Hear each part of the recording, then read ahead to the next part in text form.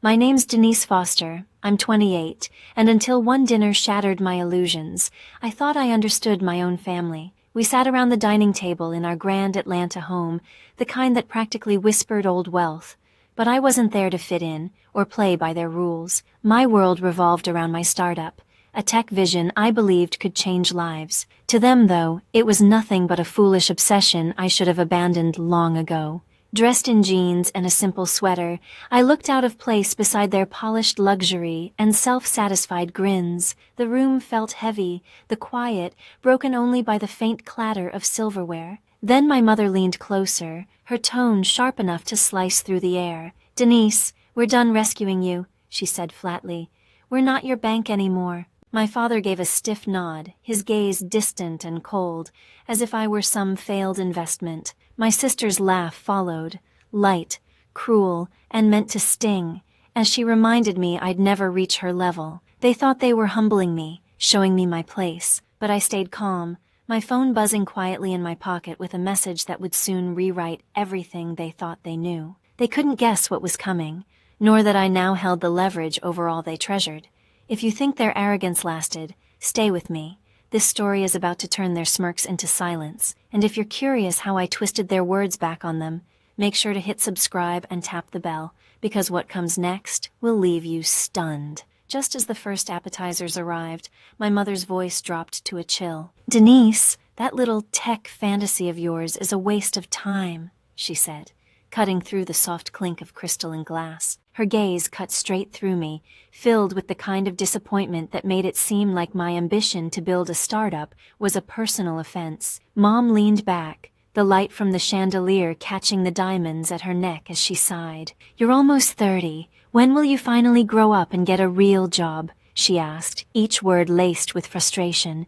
Dad followed immediately, placing his wine glass on the table with deliberate calm, his expression severe, like a judge delivering a sentence. "Your sister's out there closing million-dollar deals in real estate," he said, motioning toward Tracy, who sat smirking like she'd already won. "That's what success looks like, Denise. Not some app that hasn't earned a cent." His tone sliced deeper than he realized, but I kept my face unreadable, my hands resting neatly in my lap. I refused to give them the satisfaction of seeing me flinch, and of course, Tracy couldn't resist twisting the knife. She flipped her hair, her gold bracelet flashing under the light as she launched into her favorite subject, herself. "Just signed a contract for a downtown condo project," she announced proudly, her voice thick with self-importance. "7 figures, Denise," she added, pausing just long enough for it to sting. "That's the kind of money you'll never see chasing your childish dreams." Her laughter cut through the air, sharp and cruel enough to twist my stomach.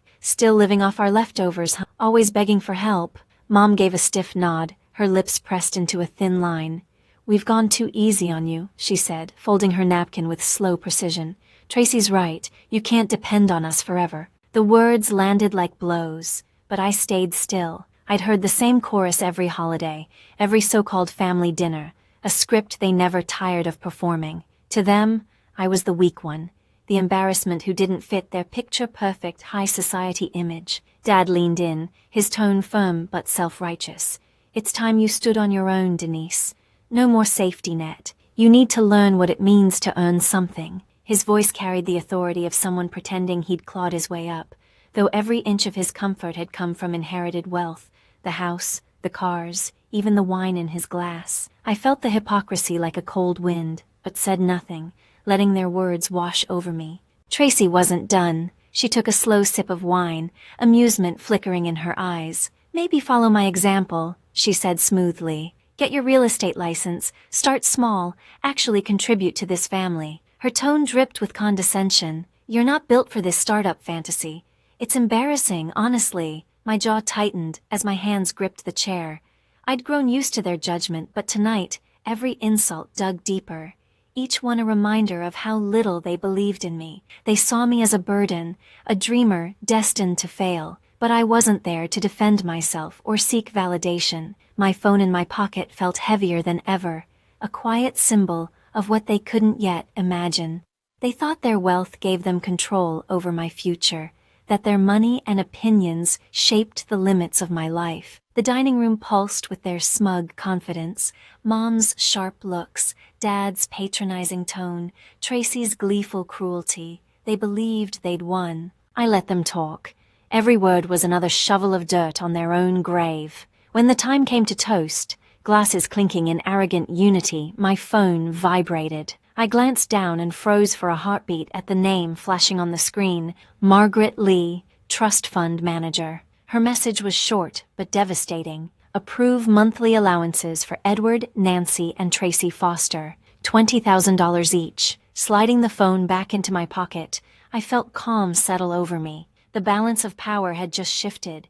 They thought they'd humiliated me, but soon they'd understand exactly who held their future in her hands. Across the room, I caught Shannon Reed's eye. My closest friend and partner in the startup knew exactly what this night meant. She'd stood beside me through endless nights of coding, every nerve-wracking investor pitch, every setback that nearly broke us. I gave her a small nod, and without a word, she excused herself from her conversation and joined me by the bar. "They're not ready for what's coming," she murmured, her voice low but brimming with electricity. "They have no clue you're the one in control here." I leaned in slightly, keeping my tone even. "They've been living off my choices for years," I said, watching Mom, Dad, and Tracy laugh among their glittering circle of friends. It's time they finally understood. Just then, the dining room doors swung open. Margaret Lee entered, her heels striking the marble floor in crisp, deliberate beats. She carried a slim leather folder, her expression composed, yet charged with purpose, as if she'd come to deliver a reckoning. The hum of conversation faded. Guests glanced around, sensing the shift. Mom's smile faltered, suspicion flickering in her eyes. Dad set his wine glass down, his posture stiffening. Tracy stopped mid-sentence, her gaze darting to the newcomer. "Miss Foster," Margaret began, her clear, firm voice cutting through the air, "I need your authorization for the trust fund disbursements." She opened the folder, revealing neatly arranged documents stamped with the family trust seal. Every head in the room turned toward me, confusion rippling like a current. Dad broke the silence with a harsh laugh. "This is ridiculous," he scoffed. "Denise, managing the trust, she's a dreamer chasing a failing app." Mom's voice rose, brittle and strained. "There must be a mistake, Margaret. Our daughter doesn't control our finances. She can barely handle her own." Tracy crossed her arms, smirking. "Is this supposed to be a joke? Denise, in charge of our money? Please." Margaret didn't blink. Calmly, she slid a document across the table and tapped a highlighted line. "Miss Denise Foster has been the sole trustee of the $20 million Foster Family Trust since the age of 25, she stated, her voice precise and unwavering. "She manages all assets, the estate, the vehicles, and the monthly disbursements of $20,000 each. No funds are released without her consent." The room fell utterly still. Dad's complexion drained of color, his authority collapsing in an instant. Mom's hand flew to her necklace as if to steady herself. Tracy's smirk dissolved, her wine glass trembling between her fingers. Margaret closed the folder, gave me a brief nod, and turned toward the exit. "I'll await your decision, Miss Foster," she said, her heels striking the floor as she left the stunned silence behind. I rose from my chair, my voice cool and unwavering, cutting through the heavy air like a blade. "For the past 3 years, every cent you've spent has passed through me," I said evenly, meeting each of their stunned faces. "Your luxury cars, those endless vacations, Tracy's condo ventures, all of it depended on my approval. You thought you were in charge, but the truth is, I always was." Their perfectly curated world was beginning to crack, and I was only at the beginning. Dessert plates clinked softly as my phone vibrated again. I pulled it out, ignoring the awkward chatter that tried to fill the silence. A new message appeared on the screen, from Paul Carter, the bank manager overseeing the trust. "Confirm. Hold on all foster family allowances." My pulse stayed calm as I hovered over the reply, knowing exactly what came next. After years of being their scapegoat, it was time they learned what their condescension cost. I stepped a few feet away from the table, my voice low but resolute as I spoke into the phone. "Put a hold on everything," I said. "No disbursements for Edward, Nancy, or Tracy Foster, effective immediately. Paul's reply came crisp and efficient. "Understood, Miss Foster. Consider it done." I ended the call, slipped the phone back into my pocket, and returned to my seat, my expression unreadable. Tracy noticed first. She frowned, staring at her phone, her manicured fingers moving rapidly across the screen. "What is this?" she muttered, her voice rising with each tap. "My cards declined." She tried again, her cheeks flushing as the same error message flashed. "This can't be right. I used it this morning." Her eyes flicked toward me, suspicion dawning, but I calmly lifted my glass and took a slow sip of water. Dad's fork stopped midair, his brows drawing together. "Tracy, what's going on?" he asked sharply. She shoved the phone toward him, her voice shaking. "My account's frozen, and the condo deal downtown is collapsing. They're saying the funds never cleared." Panic crept into her tone as she scrolled through a flood of messages from furious partners. Mom clutched her chest, her bracelet jangling as her composure faltered. "That has to be a mistake," she said quickly, though her eyes betrayed the fear spreading behind them. "Our accounts are stable. They've always been." She turned to Dad, her hand gripping his arm. "Edward, the house, the taxes, the mortgage, those are fine, right?" The question lingered in the tense air. I leaned back, my voice calm and measured. "The mansion belongs to the trust," I said, locking eyes with each of them, "and I control the trust. Without my authorization, there's no money for taxes, no payments, nothing." Dad's color drained. The confident patriarch facade cracked as uncertainty took its place. "That's absurd," he muttered, but the weakness in his voice said otherwise. "We don't need your permission to live our lives," Tracy burst out, her voice tight with panic. "You're bluffing. You can't just cut us off. We have our own money, our own business deals." But her hands trembled, fingers gripping her phone like it was her last safety line. Mom tried to step in, her tone cracking under strain. "Denise, please, be reasonable. We've always supported you. This is just a misunderstanding." The words rang hollow, empty echoes trying to mask years of dismissal and contempt. I only shook my head, my expression unreadable. "For 3 years," I said evenly, my voice slicing through the air. "I've signed every check that's kept your cars on the road, your vacations booked, your lifestyle intact. You thought you were in control? You never were." The truth hit like a physical blow. Excuses died on their lips. Tracy's phone buzzed again. She glanced down and gasped. Her largest client had just canceled their contract. The color drained from her face as her polished facade began to crumble. Dad tried to salvage what little dignity he could. "We don't need your charity," he barked, but the tension in his clenched fists told another story. "We've done perfectly fine without you." I arched an eyebrow, letting the silence drag. They could cling to denial all they wanted, but the truth was already settling in. Their wealth, their comfort, their entire sense of power existed because of me. Mom's eyes shimmered with tears, her calm exterior finally breaking. "Denise, you can't do this to us," she whispered, her voice barely holding together. But I didn't flinch. Their panic filled the room, raw and heavy, the air thick with fear. I felt nothing but the satisfaction of balance being restored. They had mocked me, belittled me, written me off as a failure, and now they were learning what that arrogance cost. The dining room fell silent again, the tension broken only by the soft ping of my phone. I glanced at the screen, my chest tightening as I saw the sender, a venture capitalist I'd pitched to the year before. The subject line hit like ice water. "Concerns about your startup's credibility." My jaw tightened as I read. Tracy had sabotaged me. She'd told investors my company was a scam, a desperate money grab. Her lies had tanked a crucial funding round and nearly killed my business before it even launched. I looked up slowly, my gaze locking on hers. "You told investors my startup was a fraud," I said, my voice low, sharp, and unwavering. Her face went ashen, lips parting in a silent denial. But I raised my phone, the email glowing in my hand like a confession. "This came from one of them," I continued. "They heard it directly from you." The room fell dead quiet. Guests stopped whispering, every eye fixed on Tracy as she stammered, her hands trembling uncontrollably.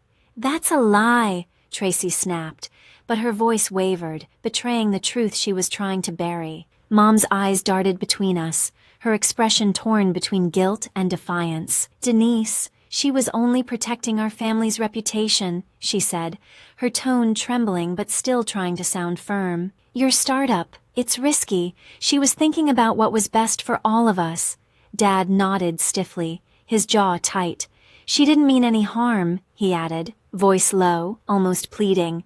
"Tracy was just trying to keep our name out of gossip. You know how fast things spread in our circles." Their words hit harder than I expected. They weren't just excusing her, they were defending her. They knew she'd sabotaged my dream, poisoned my reputation, and they still stood by her. Tracy seized on their support, her tone turning frantic. "I had to, Denise!" she shouted, her eyes wild.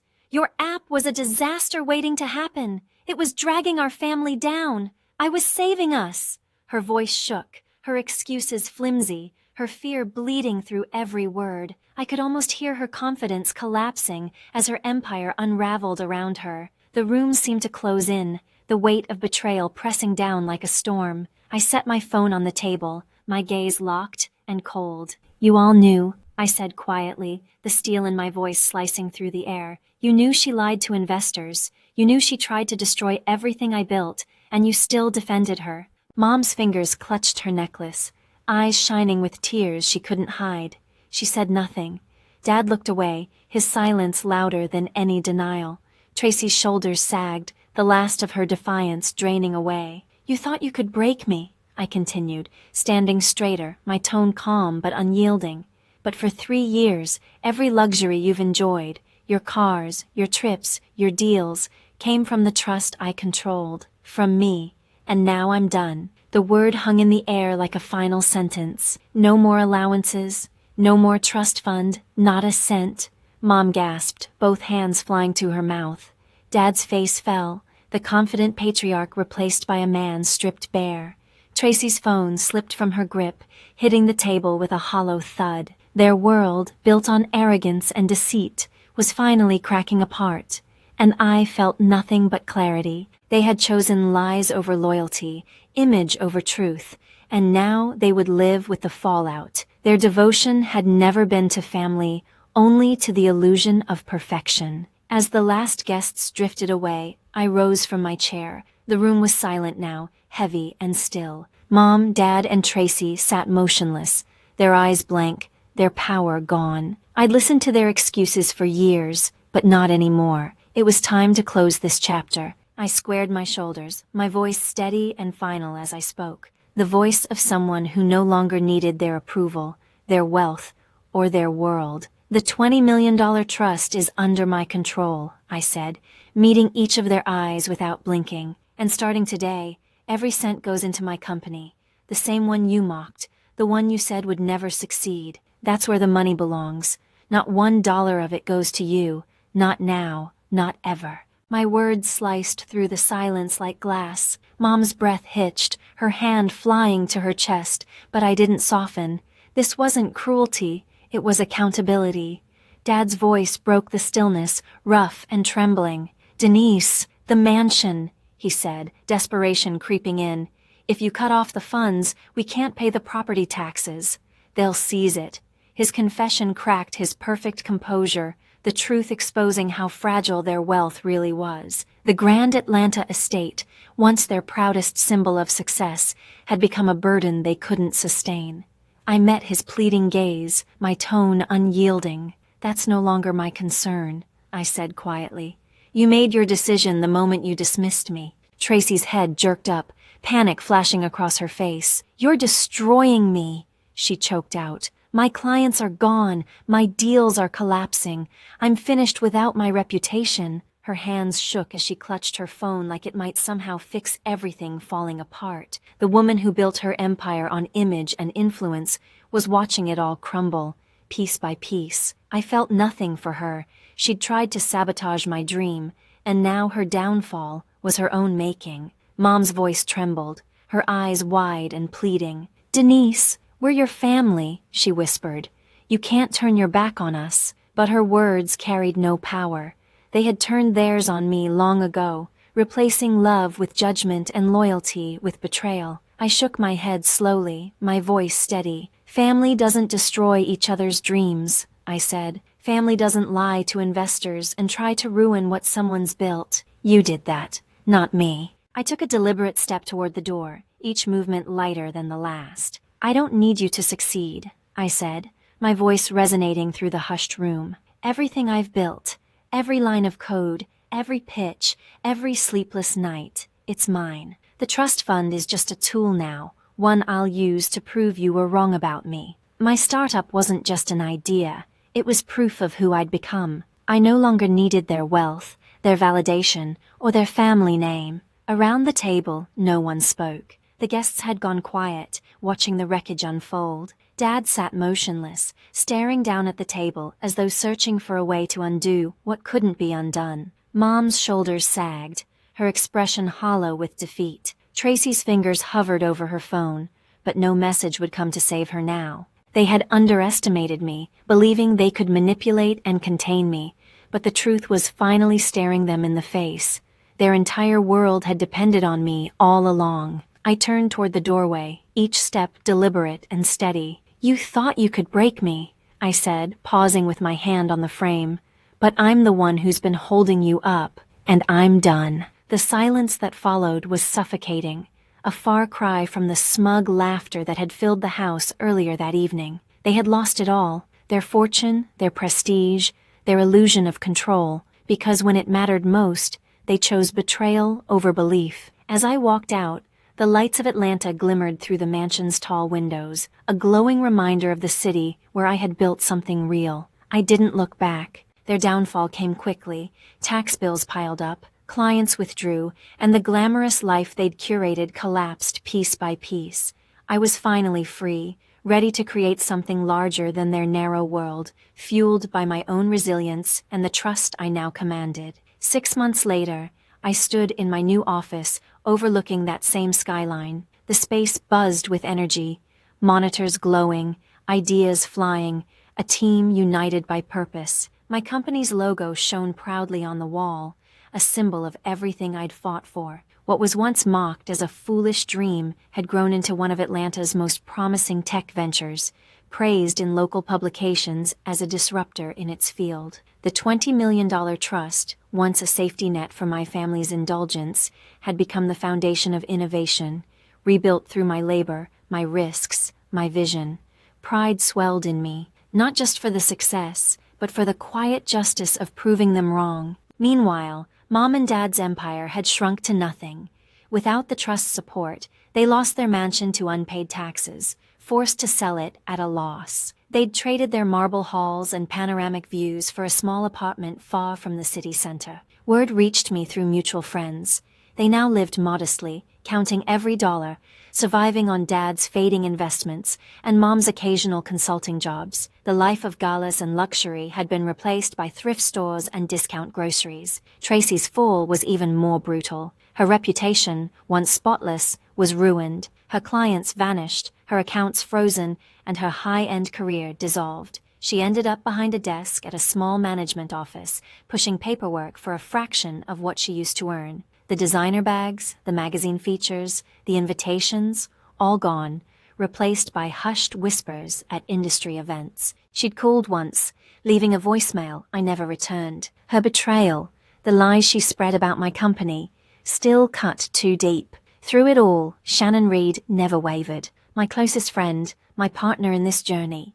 She had been there through every late night, every failed pitch, every small victory. As we reviewed the latest growth charts, she smiled, her eyes bright with pride. "We did it, Denise," she said, warmth in her voice. "Not them, not the trust, just us." I smiled back, grateful, not just for the success, but for the people who truly believed. Our startup wasn't just staying afloat anymore. It was soaring. New investors were lining up.